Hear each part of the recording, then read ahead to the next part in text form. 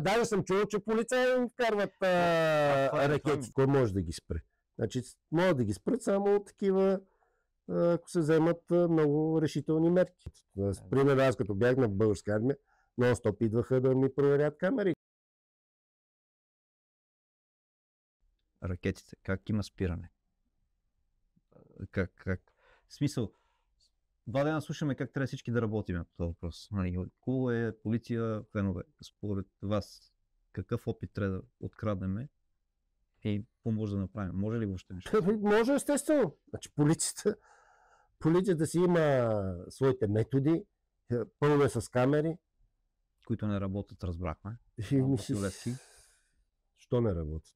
Примерно, аз като бях на българска армия, нон-стоп идваха да ми проверят камерите полицията. Бяхме им изградили специална стая по всички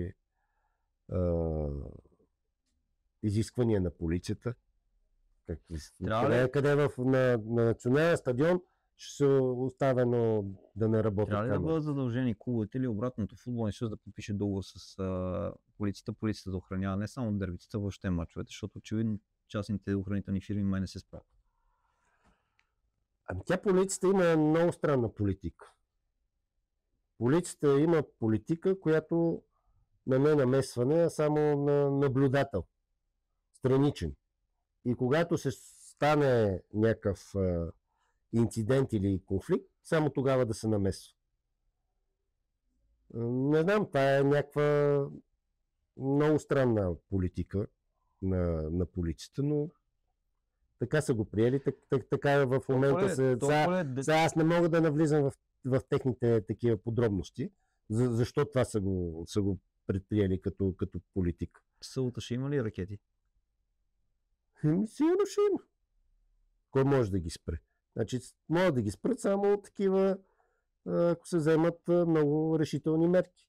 Значи, камера хваща го, веднага го по бързата процедура осъжда, като осъдиш някой човека, да видиш другите, дали някой ще смее да направи нещо. Няма. Понеже това интервю го правим ден сряда, това ли са 2 дни, в които сега ще посетят стадион Васил Левски и разни фенове? Ще ги внесат тези неща. Аз не им знам. Не им знам. Защото това се прави предварително. Да, с всякакви неща съм чувал. Даже съм чувал, че полицаи им вкарват ракетите и те подобни. Толкова е сложно да се направи и толкова е далече и от ума и на охранителни фирми, и на клуба, и на полиция. Просто стадиона да се охранява една седмица по-рано и никой да не може да влиза. Защото това се внася предварително. И никакви други срещи, които вчера беше, нали, не върши работа. Това е пунта мара. Казвам, полицията не прави контрола на входа. Те са само наблюдатели. Докато навлезат така в техните си задължения, ще се случва това нещо. Прогноза за матча, прогноза за края на първенството, понеже влизаме в плейофна фаза. То първенството мисля, че е ясно. Да.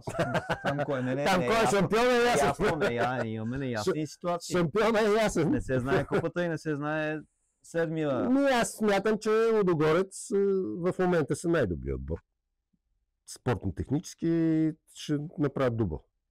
Ще спечелят и купа, ще спечелят и първенство. Това е. А вече натам, не знам. Събота дербито? Не знам. Аз мисля, че и двата отбора, един Хикс, ги урежда. Може би. Грозен ли поне ще поиграят сега освободени? Не, сега Левски не са толкова освободени от напрежение, защото все пак гонят някакви... Аз мисля, че равенството ще бъде резултата, който ще удовлетвори двата отбора.